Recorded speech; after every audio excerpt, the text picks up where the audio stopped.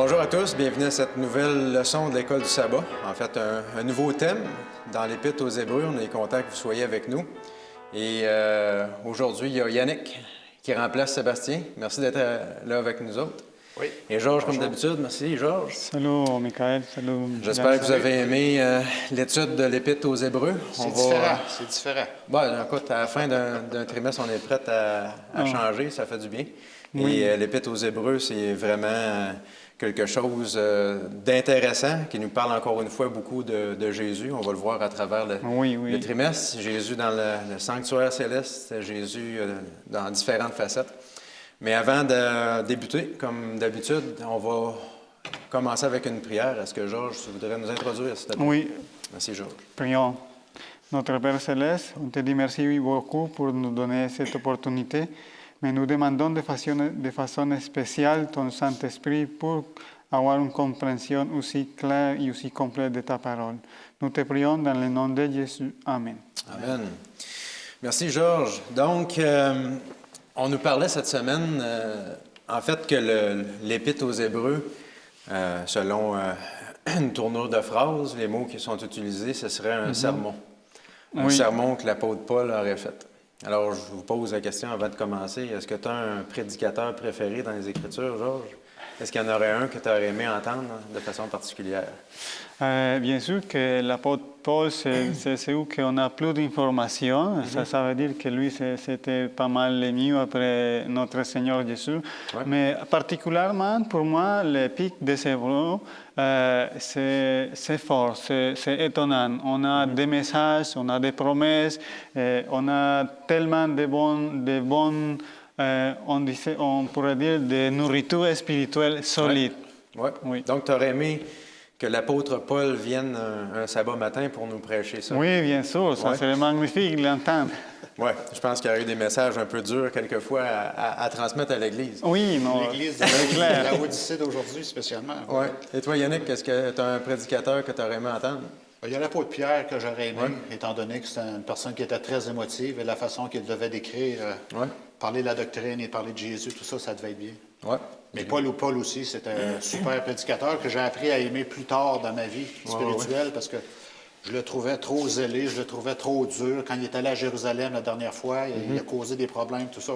J'avais de la difficulté avec Paul, mais maintenant, avec mes réflexions, maturité, là, j'apprécie plus Paul, et spécialement dans l'Hébreu.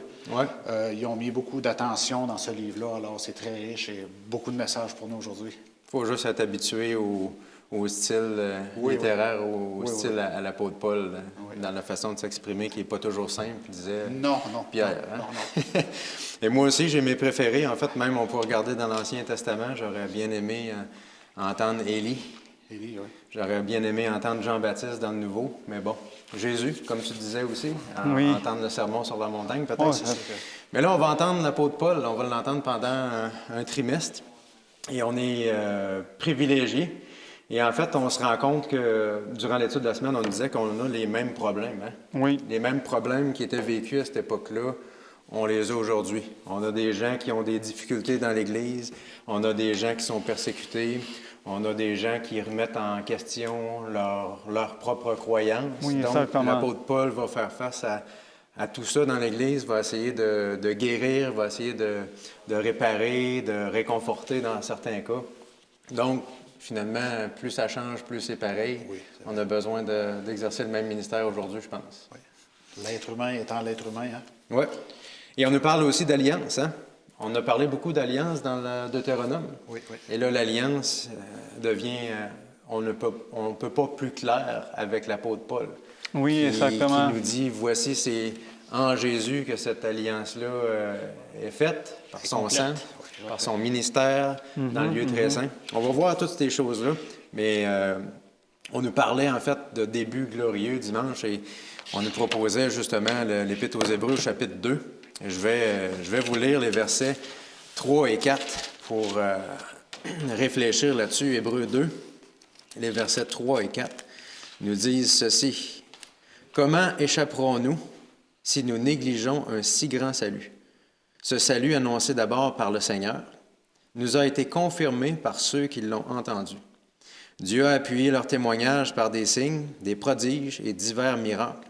ainsi que par les dons du Saint-Esprit distribués conformément à sa volonté. Bien là, il y a beaucoup de choses là-dedans, dans ces deux versets-là. Mais on se rend compte d'une chose, c'est que ces Hébreux-là dont on parle n'ont pas entendu directement le Seigneur Jésus leur parler.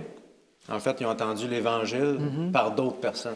Oui. C'est ce que l'apôtre Paul est en train de dire. Donc, on voit que l'Évangile circulait déjà à l'époque. De qui est venu, on n'en a aucune idée. Qui a prêché à ces Hébreux-là?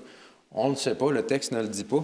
Mais peu importe, il y a des gens qui ont été en contact avec Jésus et qui ont circulé, qui ont prêché l'Évangile. Oui, et c'est ce que nous raconte le Bueno, livre y des Actes aussi. un détail important, c'est qu'il va mentionner avec des prodiges et des miracles. Oui. Comme l'apôtre Paul le dirait dans Romains, l'évangile, c'est aussi avec pour des pouvoirs. Ce n'est pas simplement des arguments inutiles, non, c'est des choses solides avec l'évidence surnaturelle du Saint-Esprit. Exact. Et c'est vraiment important ce point-là, Georges, que tu soulèves parce que ça nous dit une chose. Dieu soutient ses apôtres. Dieu soutient ceux qui l'envoient. Et de cette façon-là, par des signes, des miracles, etc., pour justement mettre un peu plus de puissance, on va dire, à ce message-là. Mais en même temps, il faut faire attention. Oui. Parce qu'il y a des faux prophètes, parce qu'il y a des faux miracles. Mais dans ce cas-là, on le sait, il faut se référer aux Écritures. Et c'est là qu'on voit si, justement, le message qui est prêché est appuyé par la parole de Dieu. Et là, on peut dire, waouh, c'est le Seigneur qui vient de, exemple, répandre son esprit. Oui. Parce qu'on sait qu'il y a eu le don des langues. Hein? Bon, on parle de la Pentecôte, hein? On parle des révélations de la Pentecôte, là, le don du Saint-Esprit. Il y a eu le don des langues, le don des guérisons. Il y a eu des milliardaires qui ont donné leur argent aux disciples. Alors, ça a été comme spectaculaire, tout ça. Et ça a fait en sorte que la foi était très forte. Et puis, ça a été une bombe chrétienne. Ouais. Mais on se rend compte qu'après un petit bout de temps, il a commencé à avoir des persécutions. Paul lui-même étant le persécuteur principal. Ouais. Et puis là, c'est là que la dynamique a changé un petit peu. Mais les débuts, comme c'est dit, c'était glorieux, c'était extraordinaire. Ouais. Des milliers de baptêmes, on dit que 3 000, 5 000 baptêmes, c'était quand même bien. Comment On ça voit reste? pas ça souvent de nos jours. Ben, disons que ça ferait du bien si ça nous arriverait. Puis, Il faudrait bâtir d'autres églises, c'est ça? oui, c'est ça. On attend que ça nous arrive bientôt. Bien, justement, lisons un passage dans le livre des Actes. On va lire ce passage-là, des débuts glorieux, Actes 2, 1 à 5. Je vous lis rapidement ces 5 versets-là qui nous montrent à quel point c'est démarré avec puissance, comment Dieu a donné les dons qui étaient nécessaires. Le don des langues, c'est une confusion pour beaucoup de chrétiens dans le monde aujourd'hui. Oui. On va voir à quoi ça sert le don des langues. Je pense que ce passage-là nous le montre d'une façon claire. Acte 2, 1 à 5 nous dit « Quand le jour de la Pentecôte arriva, ils étaient tous ensemble au même endroit. » Et ça, c'est une clé importante aussi. On parle d'unité. L'unité totale, hein? Ouais. Tout à coup, il vint du ciel un bruit, comme celui d'un vent violent qui remplit toute la maison où ils étaient assis. Des langues qui semblaient de feu leur apparurent, séparées les unes des autres, et elles se posèrent sur chacun d'eux. Ils furent tous remplis du Saint-Esprit et se mirent à parler en d'autres langues, comme l'Esprit leur donnait de s'exprimer. Or, il y avait en séjour à Jérusalem des Juifs, hommes pieux, venus de toutes les nations qui sont sous le ciel. Je ne veux pas prendre trop de temps pour parler du don des langues, mais on voit d'une façon claire ici que la raison pour laquelle le Seigneur Jésus a envoyé son Esprit, comme il l'avait promis, Parce d'ailleurs, qu'il avait un besoin particulier. il avait un besoin particulier, c'était des gens qui venaient de partout et qui étaient rassemblés à Jérusalem. Et là, c'était le moment de pouvoir communiquer l'Évangile pour qu'ils puissent repartir chez eux Avec du bagage. avec du bagage et répandre à nouveau l'Évangile. Donc, c'est la raison pour laquelle ça a été transmis. Et vous avez remarqué que ce n'est pas des oreilles de feu qui sont descendues, hein? C'est des langues de feu. Ça a permis aux apôtres de s'exprimer et non à ceux qui écoutaient de pouvoir entendre dans leur langue. Ce n'était pas une traduction en direct qui était faite, c'était vraiment les apôtres qui avaient reçu, chacun, nous dit l'Écriture, la capacité de pouvoir s'exprimer dans des langues qui ne le pouvaient pas auparavant. Alors, c'est pas quelqu'un qui se lève dans l'Église, qui se met à parler dans une langue que personne ne comprend, qui crie, qui saute en l'air. mais c'est quelque chose d'ordonné, c'est quelque chose de clair, d'utile Oui. pour édifier l'Église. Non, je voulais juste souligner que dans mon cas, que je dois apprendre une nouvelle langue, pour moi, le français, ça prend des années et ça y est, quand même, le parler bien, mais on voit la puissance du Saint-Esprit de faire une chose tellement magnifique, de parler tout de suite une langue à perfection, parce que les gens étaient vraiment étonnés. Ça, c'est justement le pouvoir de Dieu. J'aimerais ça pouvoir te parler en espagnol, Georges, à l'instant même, mais malheureusement, il va falloir attendre. Alors, des choses extraordinaires. Philippe, Pierre, Paul aussi sont accompagnés. La leçon de la semaine nous disait. Hein? Pierre a eu des visions qui ont changé la donne aussi avec les païens. Ça a été puissant, qu'est-ce qui est arrivé là au début. Là. Exact. C'était pas uniquement cet événement-là, il y en a eu d'autres avec Philippe. Les chrétiens, finalement, c'était des chrétiens qui étaient devenus audacieux. C'était dans le bon sens, hein? Oui. Des chrétiens qui étaient zélés pour la mission, sincères. remplis d'amour. Ils étaient aussi heureux, ils étaient remplis de paix. On voit finalement qu'ils vivent l'expérience que Jésus avait Oui, c'est ça. alors qu'il était sur la terre. La paix, malgré la persécution, et une puissance qui les accompagnait. Et ça, c'est dit que ça va revenir avant que le Seigneur Jésus revienne. Et ça, c'est pour nous.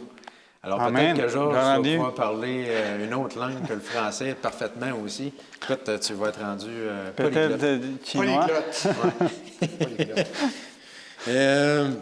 Donc, la vie chrétienne, c'est pas triste. La vie chrétienne, c'est pas monotone. C'est quelque chose de joyeux, c'est puissant. C'est dynamique. Ça peut être une aventure. Hein? Oui, c'est dynamique, c'est des activités, c'est des choses. C'est dynamique, ça bouge aussi. Oui.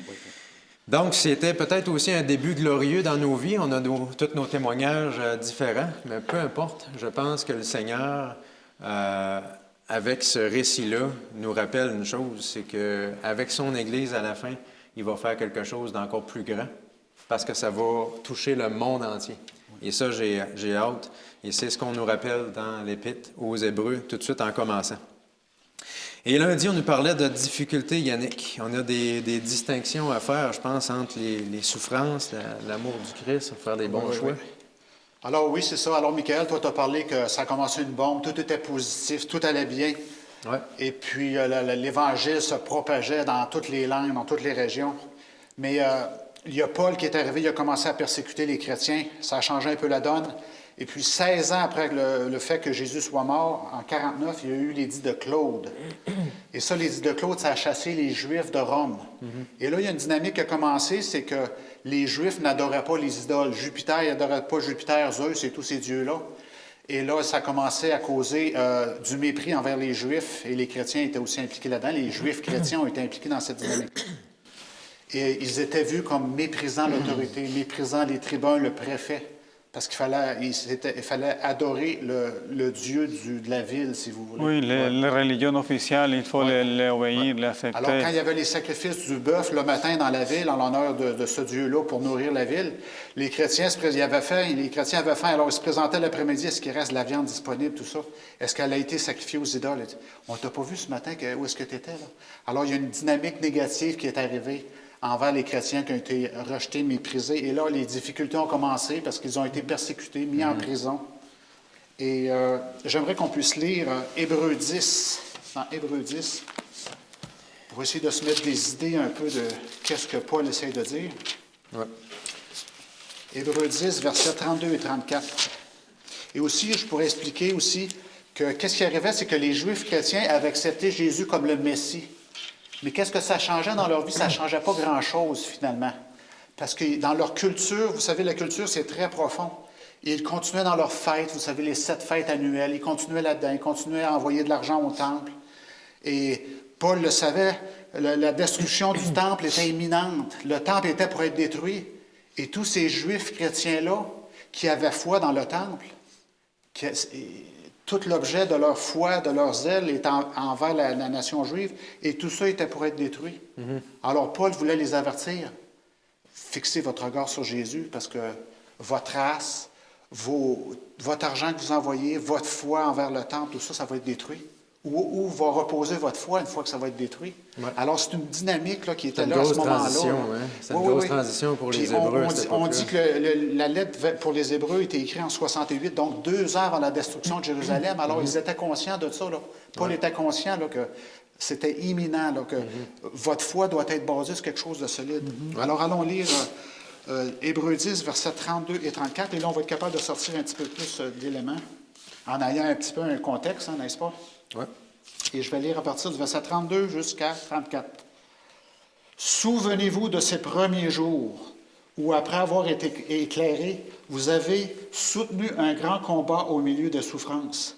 D'une part, exposé comme en spectacle aux opprobes et aux afflictions, et de l'autre, vous associant à ceux dont la position est à la même. En effet, vous avez eu de la compassion pour les prisonniers, et vous avez accepté avec joie l'enlèvement de vos biens, sachant que vous aviez des biens meilleurs et qui durent toujours.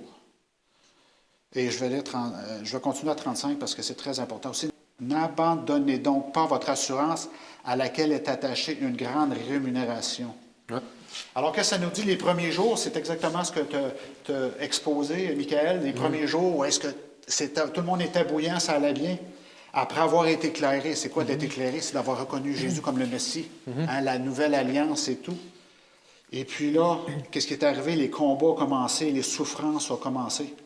Et puis c'est le doute qui commence à s'installer un peu, parce que les chrétiens, il manquait un peu d'enseignement, tout ça. Alors, il y a le doute de savoir, est-ce que les malédictions qui m'arrivent, est-ce que c'est mes choix qui font ça, ou est-ce que je sers le Messie? Pourquoi ça m'arrive? Hein? Pourquoi ça m'arrive? Ouais, pourquoi je suis dans cet état de faiblesse-là? J'ai tout perdu, mes enfants souffrent.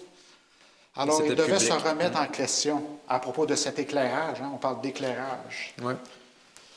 Alors, la souffrance et la persécution sont arrivées. Un autre élément aussi, remarquez bien ici au verset 34, vous avez eu de la compassion pour les prisonniers et vous avez accepté avec joie l'enlèvement de vos biens, sachant que vous avez des biens meilleurs et qui durent toujours. Eh bien là, allons tourner à Hébreux 13. Et là, c'est quelque chose que l'auteur d'Hébreux nous mentionne encore une fois. Hébreux 13, verset 3. Il dit clairement ici, « Souvenez-vous des prisonniers, comme si vous étiez aussi prisonniers, de ceux qui sont maltraités, comme étant aussi vous-même dans un corps. » Alors là, il y a une dynamique qui s'installe. Pourquoi est-ce que l'auteur parle de ça? Eh bien, les prisonniers, beaucoup de prisonniers souffraient d'injustice. On envoyait les gens en prison sans être jugés. Alors, c'était quelque chose que les chrétiens et les juifs chrétiens allaient subir constamment, couramment. Alors, d'une première vue, aider les prisonniers, c'est quelque chose qu'un chrétien fait, mais aussi, c'est de se mettre en contact avec ce monde-là pour être capable de trouver des éléments pour être capable d'affronter cette injustice-là aussi. Là, parce que comment s'en sortir, comment être capable de fonctionner dans ce monde-là.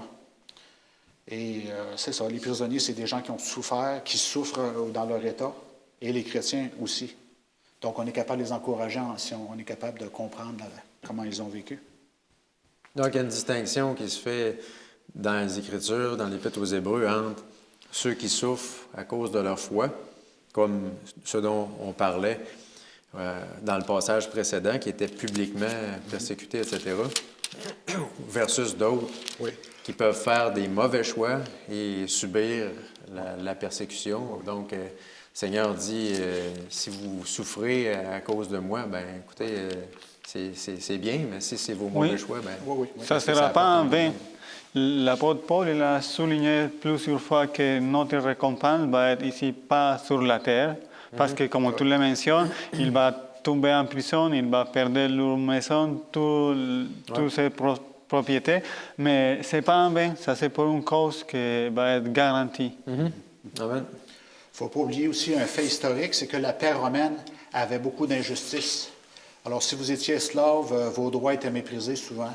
Si vous étiez pauvre, vous n'aviez pas beaucoup de droits. Il fallait être connecté avec quelqu'un et les chrétiens n'étaient pas capables de toujours être connectés avec la personne, le protecteur du village. Alors, les chrétiens étaient toujours en marge, hein, vivaient dans la campagne, sans protection. Et puis, alors, c'est une dynamique dans laquelle les chrétiens de l'époque romaine étaient embarqués. Hein. Beaucoup. beaucoup de corruption aussi. Et si vous n'avez pas d'argent pour essayer d'avancer, ça ne fonctionne pas non plus. Donc, Alors, ça l'a changé. C'était devenu beaucoup plus difficile oui, en tant que chrétien, c'est ça. oui, historiquement, c'est devenu très difficile parce qu'on sait que il y a 2 ans plus tard, quand Jérusalem a été détruite, il y a eu 1 million d'Hébreux qui ont été envoyés en esclavage. Donc, si vous aviez de la famille à Jérusalem à ce moment-là, partis en esclavage, vendus comme esclaves. Alors, c'est un peu le contexte de l'histoire de journée de lundi. Alors donc, aussi, dans Acte 16, on n'est pas obligé de le lire, mais il y a quelque chose, c'est Paul qui a chassé un démon et il a été persécuté pour ça dans la ville où est-ce qu'il était passé. Et ça nous enseigne que vous pouvez faire les bonnes choses, mais la vision des gens de la ville, des païens, ne seront pas la même, n'est-ce pas? Et vous allez être persécuté pour avoir fait une bonne chose. Cette personne-là avait besoin d'être délivrée du démon et ça n'a pas été bien vu. Et c'est la dynamique. Un autre, c'est dans Acte 17, 1 à 9. Je vais aller voir brièvement. Là. Les gens ont menti par rapport à une occasion. C'est Paul et Silas, oui. Acte 17, verset 1 à 9. Acte 17. Juste brièvement, je vais essayer de me rappeler l'histoire. C'est les Juifs qui n'aimaient pas ce que Paul et Silas disaient. Et puis, ils ont commencé à dire des mensonges. Ils sont allés dans le centre de la ville et là, ils ont provoqué la foule au complet contre Paul et Silas. Et là, ils sont allés en prison et ça a mal été pour eux. Alors, Paul et Silas se battaient pour la vérité. Et puis, on a menti contre eux. On n'a pas été très gentils. Puis, ils se sont ramassés en prison. La même chose qui est arrivée au Seigneur Jésus, finalement. Si on veut se battre pour la vérité, on va faire lever des faux témoins, des fausses accusations, etc. Donc, voilà le contexte dans lequel évoluent les chrétiens. Oui. Il y a Tacite, on peut nommer un fait historique, personne ne peut dénier ça. C'est Tacite, un historien, qui disait que les chrétiens étaient coupables de haine contre l'humanité parce qu'ils n'adoraient pas les dieux de la place. Ils haïssaient l'humanité. Alors, il fallait s'en débarrasser, il fallait les envoyer dans le cycle de Rome. Il fallait les mettre de côté. Parce qu'en réalité, la religion sacrée de l'État est quelque chose qui sert à rassembler tout le monde et à maintenir la paix dans la tête des dirigeants. Donc, ceux qui vont à l'encontre de ça, ça devient une menace et ça va se répéter dans l'histoire encore une fois. Oui. Ce qui était vrai à ce moment-là est encore vrai aujourd'hui. Exactement. Et la dernière question, avant de laisser la parole à Georges, c'est souffrons-nous pour Christ ou pour nous-mêmes? Alors, c'est un peu la difficulté que les gens avaient à ce moment-là. Tout ce qui se passe, là, peut-être, c'est parce que moi, je ne suis pas en accord ou les gens doutaient. Et puis, Alors, Georges va nous parler de comment sortir de ce pétrin-là. Parle-nous de malaise, justement. Georges, on parlait de malaise dans la journée de mardi. Oui. De grande victoire, mais des fois, ça tourne autrement. Oui, des fois, ça va être difficile, ça va être compliqué, ça va être dur. Mais comme on vient de le mentionner, tout le monde à l'époque, tout le monde dans le monde chrétien, ça vaut la peine de le souligner, il avait des difficultés à cause de sa religion, à cause que ça n'était pas populaire. C'est la même chose qu'aujourd'hui. C'est juste qu'à l'époque, la situation était plus sévère, plus drastique. Il va y avoir moins de droits humains. Aujourd'hui, on est dans un monde qui est pas mal plus, tout le monde protégé.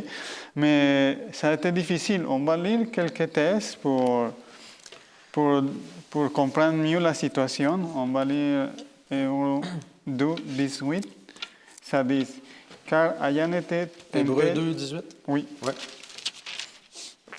Mais il y a une bonne chose qu'on va trouver ici, c'est que l'apôtre Paul, il va parler beaucoup de l'expérience de notre Seigneur Jésus. Pour lui, a été aussi difficile. Il a dû vivre des choses dures, mais il a été vainqueur. Tu peux lire, Michael, s'il vous plaît? Hébreux 2, verset 18. Oui. En effet, comme il a souffert lui-même lorsqu'il a été tenté, il peut secourir ceux qui sont tentés. Amen, gloire à Dieu. C'est un verset aussi puissant et aussi c'est une promesse. C'est magnifique de savoir que le Dieu Tout-Puissant, le Créateur du ciel et la terre, il faut nous rappeler de ça. Parce que Dieu, il n'avait pas besoin de venir souffrir, mais il l'a fait pour amour. Il l'a fait aussi pour plus nous comprendre dans nos souliers, Oui. à nos places, avec un corps qui se fatiguait, qui avait sommeil, qui avait soif. Il a expérimenté tout ça, mais il a expérimenté aussi les tentations que nous pourrons affronter jour à jour. Et c'est magnifique parce que c'est pour ça qu'il peut nous secourir, parce que tel qu'humain, il a vaincu, il n'a pas cédé à la tentation, il n'a pas eu le péché dans sa vie, mais il est en même temps le Dieu Tout-Puissant, qui peut nous donner la force, qui peut nous accorder sa grâce pour vaincre. Je ne sais pas si vous autres voulez ajouter quelque chose par rapport à ce verset. Je te laisse Tu continuer. as raison en disant que dans le livre d'Hébreux, on va être capable d'étudier Jésus sous plusieurs aspects, comme souverain sacrificateur, comme humain, tenté comme nous en toutes choses, Oui. et plusieurs autres aspects là, que nous allons étudier au cours du trimestre. Mais c'est ça, Dieu a fait en sorte que Dieu a été manifesté complètement. Et nous pouvons lui faire confiance parce que nous savons Oui, oui. qu'il nous comprend. Merci, Yannick. Je vais Oui, peut-être c'est ça. juste lire justement le verset 17 qui vient lier ça ensemble. Par conséquent, il était devenu semblable en tout à ses frères. Donc, on parle de l'incarnation de Jésus ici, afin d'être un grand prêtre. Et là, on voit son ministère, rempli de compassion et fidèle dans le service de Dieu pour faire l'expiation. Là, on nous parle justement du jugement, une période de l'expiation des péchés. Oui, oui. Et le jugement devient une bonne nouvelle. Exactement. Ah, merci beaucoup, Michael. Il y a un autre verset on a plusieurs, mais je vais remarquer ceux qui sont les plus touchants. Dans le chapitre 4, le verset 15. Yannick, tu peux lire ce verset pour nous, s'il vous plaît? Oui, oui. Car nous n'avons pas un souverain sacrificateur qui ne puisse compatir à nos faiblesses. Au contraire, il a été tenté comme nous en toutes choses, sans commettre de péché. Amen, gloire à Dieu, ça c'est une autre promesse merveilleuse. Ouais. Il faut nous rappeler qu'à l'époque, il y avait beaucoup de sacrificateurs, il y a beaucoup de prêtres dans toutes les religions païennes, des sacerdotes. Mais ça n'était pas rien d'équiparable à notre Seigneur Jésus, parce que c'est ça que l'apôtre Paul voulait transmettre dans son message. Parce qu'il dit, car nous avons un souverain sacrificateur qui ne peut pas compatir à nos faiblesses. Nous n'avons pas quelqu'un d'icône, non, c'est quelqu'un qui va avoir la même expérience que nous, mais aussi qu'il va nous aider avec nos faiblesses. Et ça, c'est merveilleux parce qu'on a des faiblesses, on peut être découragé, on peut avoir problèmes de santé, mais on a un souverain sacrificateur qui peut nous soutenir, qui peut nous aider, qui peut vraiment faire quelque chose pour nous. Ce n'est pas une figure à laquelle personne ne peut pas s'approcher parce que c'est dans la réalité, c'est quelqu'un de tellement important qu'on n'arrive pas à cause de notre statut social, non. C'est vraiment un souverain sacrificateur qui va être compassif vers nous, qui va nous attendre et qui va nous donner une réponse et qui va nous livrer du péché. Parce que lui-même, il a vaincu toute cette tentation et il nous offre sa justice à sa place. Ouais. On parle de sacrificateur aussi, c'est un travail de médiateur, de juge et d'avocat en même temps. Donc, c'est une dynamique parfaite dans laquelle Jésus peut nous défendre lui-même. Oui, oui. Aussi, dans ce contexte, l'apôtre Paul va mentionner un souverain sacrificateur parce que pour les Hébreux, ça a été quelque chose de courant, ils comprenaient bien, mais il va souligner que c'est un souverain sacrificateur différent du souverain sacrificateur qu'il avait sur les sanctuaires au désert ou dans les temps, à l'époque du temps dans la nation hébreu. Il va parler d'un souverain sacrificateur sans péché. Et ça va donner l'importance en réalité du ministère de Jésus et ça va être pas ici, ça se passe pas ici sur la terre, mais ça va être sur le ciel. On va apprendre plus dans l'étude de ce trimestre.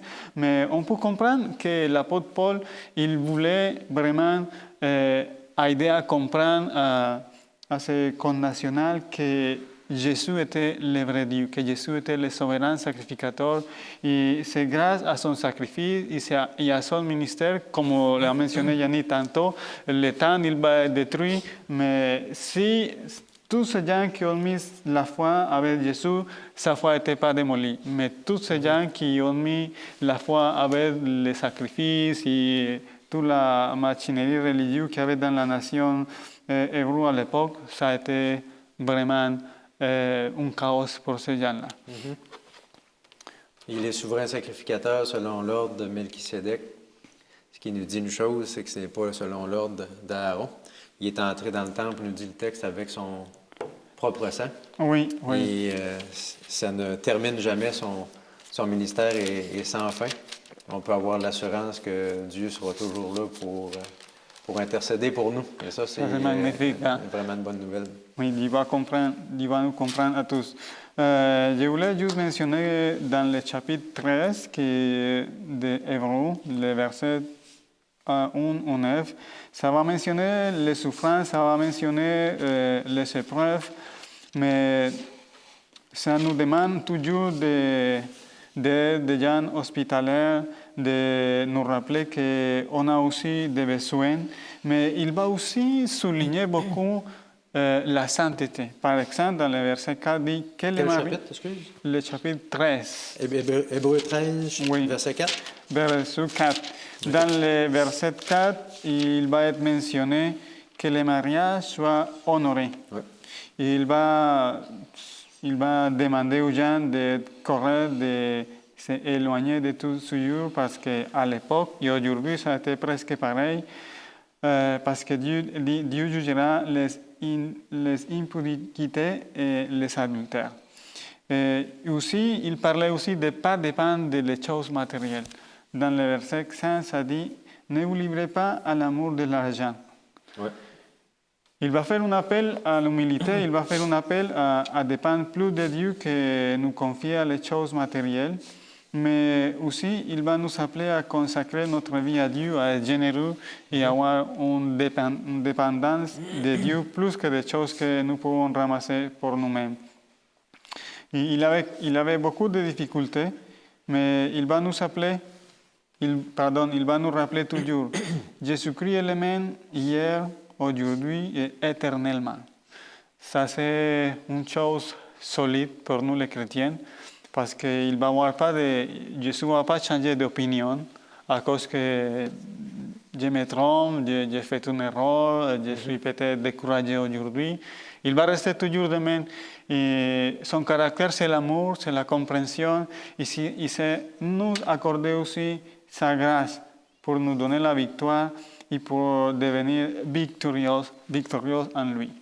Ouais. Je voudrais juste mentionner un petit peu l'expérience du prophète Élie.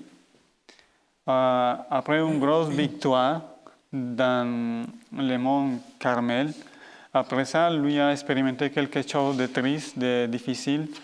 On va juste mentionner l'histoire, mais pour ceux qui voulaient le lire, on la trouve dans 1er Roi, verset 19, 1 ou 4. 19. Oui, chapitre 19. C'est juste parce que après avoir tous les pouvoirs qu'on a parlé tantôt, il a arrivé les difficultés et les choses difficiles. Mais l'important, c'est apprendre dans tout ça qu'on doit se soutenir par la grâce de Dieu et par la force que Dieu nous accorde. Merci, parce que justement, cet exemple-là en terminant, je pense, est bon pour nous encore aujourd'hui. C'est pas à cause qu'on a une grande victoire qu'il n'y a pas quelque chose qui nous attend. L'ennemi ne nous laisse jamais au sommet. Et Élie s'est découragé. A vu les menaces de Jézabel plus que la puissance de Dieu au sommet du Carmel. C'est triste, mais Dieu l'a pris, ne l'a pas abandonné, et ça, c'est encourageant pour nous encore. Oui, c'est ça. Merci, Georges. Et Yannick, persévérer. Persévérer, est-ce que c'est encore bon aujourd'hui, persévérer, ça? Est-ce que c'est encore bon pour nous, malgré les épreuves, les tribulations, les malaises? Si on a accepté Jésus dans notre vie, on a été baptisé, eh bien, Dieu va pouvoir nous prendre soin de nous. Et ce que nous allons étudier aujourd'hui, là, on a Élie. On peut lire peut-être 1 Roi 19, verset 2. Et c'est ça, on est pris par la chair. Nous, les humains, on est pris par la chair. Et Élie a manqué une vision de Dieu, et là, il a entendu le message de Jézabel et ça l'a complètement tué. 1 Roi 19, verset 2 dit, Jézabel envoya un messager à Élie pour lui dire, que les dieux me traitent dans toute leur rigueur si demain à cette heure je ne fais de ta vie ce que tu as fait de la vie de chacun d'eux.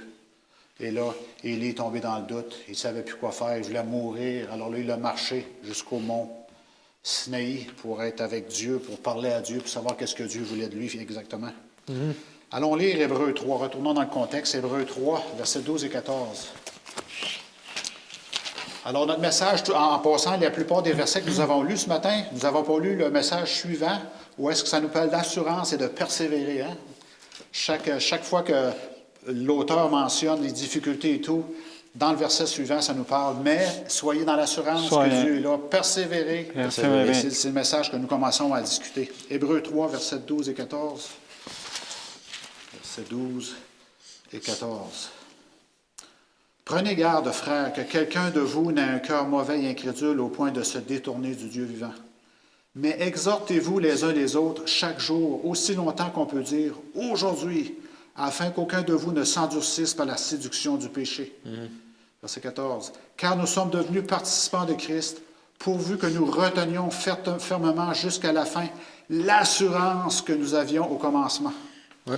Alors, il y a toujours ce facteur-là, que si on a fait le choix de servir Dieu, mettons-nous notre focus sur Dieu, il va nous protéger. Jusqu'à la fin. Jusqu'à la fin, peu importe ce qui arrive, même si on tombe, même si ça ne va pas bien, même si nos enfants sont dans la souffrance, Dieu est là. Amen. Et ne perdons jamais ça de vue. Et dans ce que nous venons de lire, il y a un aspect aussi, exhortez-vous les uns les autres. Alors, on a aussi le sens de la communauté qu'on va étudier dans Hébreux, qui est très important.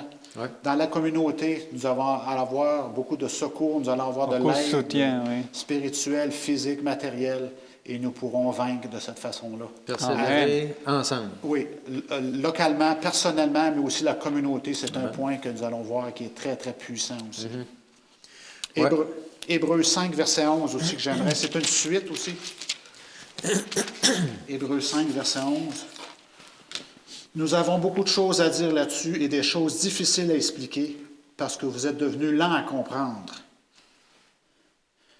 Je continue à lire. Vous, en effet, depuis longtemps, vous devriez être des maîtres. Vous avez encore besoin qu'on vous enseigne les principes élémentaires des oracles de Dieu. Vous en êtes venus à avoir besoin de lait et non d'une nourriture solide. Alors, c'est un peu le problème de la persécution. Vous savez, l'instruction, on a moins accès à l'éducation, l'instruction. Et il y avait un problème d'instruction par rapport à la doctrine aussi. Alors, ils perdaient leur confiance parce qu'ils ne savaient pas trop comment se tenir spirituellement parce qu'ils oubliaient la doctrine. Ouais. Peut-être par leur faute, par leur mauvais choix, mais aussi par la persécution qui avait lieu. Un appel à grandir, néanmoins, pour l'Église. Hein? Oui, pour l'Église. Oui. Faites les bonnes choses. Restez dans votre communauté. Restez pas seuls. Ouais. Et d'ensemble, on va être capable de faire quelque chose, de suivre Dieu. Oui. Exactement. Ouais. Encore, j'aimerais lire Hébreux 10, versets 19 à 25. Ainsi donc, frères, nous avons au moyen du sang de Jésus une libre entrée dans le sanctuaire, par la route nouvelle et vivante qu'il a inaugurée pour nous au travers du voile, c'est-à-dire de sa chair.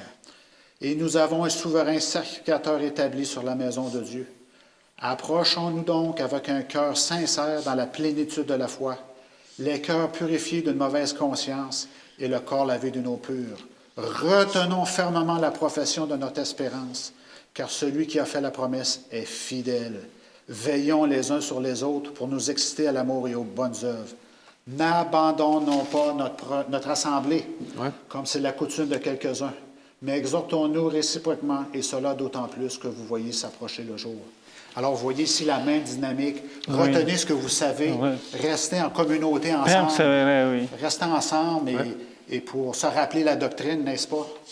Si nous sommes tous ensemble, nous pouvons savoir beaucoup plus de choses que si nous restons seuls, n'est-ce pas? Alors, c'est un point qu'il voulait faire. J'aime le verset 20 aussi qui nous dit « Cette route nouvelle et vivante, il l'a inaugurée. » Ça nous fait penser au psaume 110, verset 1. « Assis-toi à ma droite jusqu'à ce que je fasse de tes ennemis ton marchepied. » Dieu met son Fils à sa droite et là, il va commencer son ministère. Donc, c'est l'inauguration de Jésus dans le sanctuaire céleste. Donc, ça, c'est vraiment une étape importante dans le ministère de Jésus. Oui, Et il y a oui. aussi, pour finir, aussi, il y a aussi un rappel que Jésus est le souverain sacrificateur. Il met des images du temple aussi. Ce temple-là, là, il est important, mais c'est Jésus. N'oubliez jamais, c'est Jésus qui est le qui tout ce qui est dans le temple représente Jésus lui-même, le Oui. Messie qui est annoncé, l'agneau sacrifié. C'est Jésus, accrochez-vous à Jésus. Et peut-être mettez de côté la culture et tous les traits culturels qui Oui, sont secondaires, n'est-ce pas? Ouais. La circoncision, d'ailleurs, c'est un sujet de conflit constant à ce moment-là, qui était devenu une chose secondaire. Oui, les judaïsants. Oui, oui. Et c'est un encouragement aussi aujourd'hui pour nous à persévérer parce que nous sommes dans l'Église de Laodicée et nous sommes dans le matérialisme, tout est facile et on peut le voir qu'il y a beaucoup de gens qui se contentent de peu. Ils veulent être des chrétiens, mais en faisant le minimum pour Dieu. De nous. Et oui, c'est ça. Et on devient un irritant pour Dieu à ce moment-là et Dieu a de la difficulté à travailler dans nos vies, de nous faire maturer, nous faire changer. Oui. Il y a besoin de nous envoyer par des difficultés, peut-être. Oui, oui. Oui, c'est ça. C'est ça. Qu'est-ce qu'on va faire dans les difficultés si on n'est pas accroché à Jésus? Hein? On va se tourner vers le matérialisme. Oh, la carte de crédit va me sauver, l'hôpital va me sauver. Le Seigneur veille sur nous. Oui, oui. Alors, c'est à peu près tout pour mercredi. Excellent. Merci, Yannick. Et jeudi, en ces jours, c'est-à-dire en ces jours qui sont les derniers. Ah, oui, oui. Et là, je pense que les jours qu'on vit sont encore plus les derniers que ceux de l'apôtre Paul, genre. Oui, bien sûr. J'aimerais mentionner juste qu'on doit ouvrir notre yeux spirituellement et matériellement aussi pour comprendre qu'on est dans le conflit cosmique. Ouais. Et ça a été au contrôle de Dieu. Et comme l'apôtre Pierre a dit, 1000 ans pour le Seigneur, c'est comme une journée. Et une journée comme 1000 ans. Ça veut dire que pour Dieu, des choses qu'on dirait, oh, il faut attendre des années pour que ça puisse arriver, pour Dieu, c'est impossible de le faire avancer dans quelques minutes, dans quelques heures. Mais aussi, le temps, ça ne compte pas pour Dieu comme pour nous. Parce qu'on dit, oh, ben, regarde, maintenant, avec mon âge, on peut faire des connes et on dit, j'avais pas mal avancé dans la vie, ça, ce sont les derniers jours qui me restent. Mais l'intéressant et la bonne nouvelle, c'est que Dieu va nous donner à tous l'opportunité de faire les bons choix et d'apprendre que, comme on l'a mentionné déjà, il faut persévérer, il faut comprendre la situation, il ne faut pas se décourager, il faut se tenir ensemble. Il y a plusieurs aspects qu'on doit apprendre vraiment à avoir une dépendance de Dieu et pas ce que notre yeux peut voir. C'est vraiment magnifique. Je voudrais lire ce que l'apôtre Paul a dit dans le chapitre 1, verset 2. Chapitre 1. Chapitre 1, verset 2. Verset 2. Oui. Ouais. Oui, parce que ça dit, Dieu, dans ces derniers temps, nous a parlé par le Fils, qu'il a établi héritier de toutes choses par lesquelles il a aussi créé le monde. Je trouve ça vraiment puissant parce que si ça sont les derniers jours, à le temps que Jésus est mort sur la croix, 2000 ans sont découlés déjà. Ça veut dire que les derniers jours sont encore plus proches. Mais c'est puissant de savoir que Dieu nous a parlé d'une façon unique parce que après le ministère de Jésus, l'évangile était plus clair, le sacrifice et la victoire sur l'ennemi que c'est Satan, ça a été plus clair aussi. Et c'est la façon comme Dieu nous a parlé. Et c'est bon parce que l'apôtre Paul va parler aux Hébreux. C'est Dieu qui nous a parlé par milieu de son Fils. Regarde qu'est-ce qu'a fait Jésus. C'est qu'est-ce qu'il avait fait dans la vie, qu'est-ce qu'il a fait jusqu'à la mort. Mais il n'a pas resté cloué dans la croix, il n'a pas resté au tombeau. Il est ressuscité, il a donné un message puissant.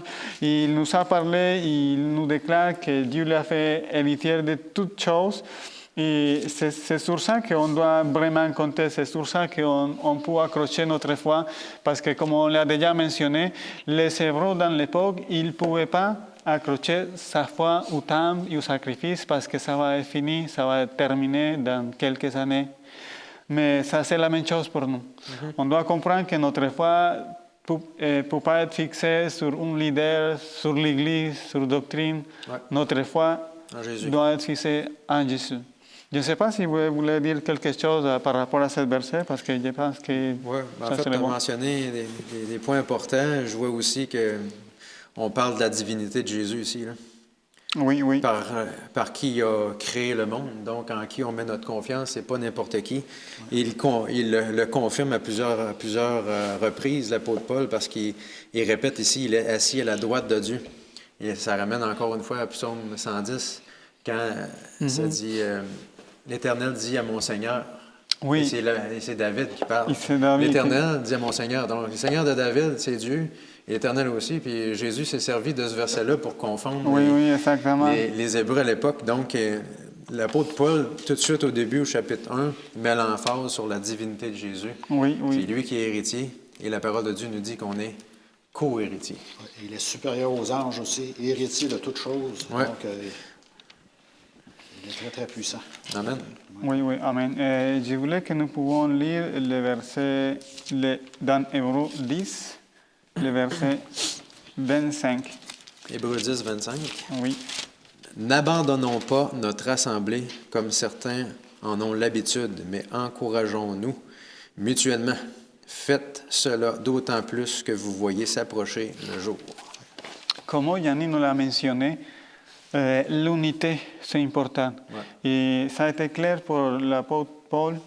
Se rassembler, ça c'est une chose importante. Et nous vivons une situation particulière maintenant ici au Canada par rapport à ça. Il faut prier, il faut demander à Dieu sa grâce. Mais peut-être pour ceux qui n'y a pas l'opportunité, il n'y a pas l'occasion d'aller à une église pour une raison ou l'autre, on peut trouver toujours quelqu'un. Il faut essayer, même si c'est juste 2 ou 3 personnes, ou 2 ou 3 familles, ça va être l'église à ce moment-là. Et il faut persévérer à continuer à se réunir et apprendre le Seigneur. On va lire aussi dans le chapitre 10, le verset 36. Yannick, tu peux lire ça pour nous, s'il vous plaît? 36 ou 30? 10, verset 36. Oui, verset 36 ou 38. Car vous avez besoin de persévérance, afin qu'après avoir accompli la volonté de Dieu, vous obteniez ce qui est promis. Encore un peu de temps. Celui qui doit venir viendra, et il ne tardera pas. Et mon juste vivra par la foi. Mais s'il se retire, mon âme ne prend pas plaisir en lui.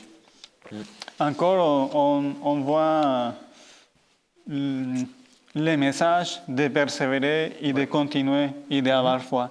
Et les derniers jours, ça c'est simplement pour parler des temps prophétiques. Ça c'est aussi de persévérer jusqu'au dernier jour que Dieu nous accorde de notre vie, de notre existence. Et ça c'est juste pour souligner que pour ceux qui ont persévéré jusqu'au dernier jour, si ça passe 1000 ans jusqu'à la venue de Jésus ou juste quelques jours, ça va donner la même chose. Parce que pour ces gens-là, c'est que le temps qui aurait passé, ça ne compterait pas. Ça va être la même chose. Et on doit comprendre aussi que la vie est courte et qu'on doit profiter du temps que Dieu nous donne. C'est un temps de grâce, c'est un temps précieux qu'on ne doit pas gaspiller et qu'on doit solidifier parce que l'appel qu'on peut recevoir par milieu de ces versets, c'est de persévérer, c'est d'avoir foi, c'est de ne pas se laisser décourager pour les épreuves, pour les difficultés, c'est continuer à mettre nos regards sur Dieu, pas sur nous-mêmes, et à apprendre d'une façon définitive qu'il ne va pas avoir de malédiction qui va nous empêcher ou qui va nous ruiner la vie. Oui, il va y avoir des choses difficiles, mais la promesse est garantie en Jésus, la promesse vient du ciel, la promesse ne vient pas de quelqu'un d'humain, ça vient de Dieu même. Ouais. Et malgré que la souffrance était dure, la récompense est plus grande et est plus merveilleuse. Et ça, c'est la promesse pour les chrétiens et c'est ça qu'on s'encourage nous-mêmes et nous encourageons à les autres à continuer parce que ça signifiera finalement rien, les souffrances que nous avons dû souffrir pour Jésus. Parce que l'éternité, dans l'éternité, comparé à l'éternité, ça ne serait rien.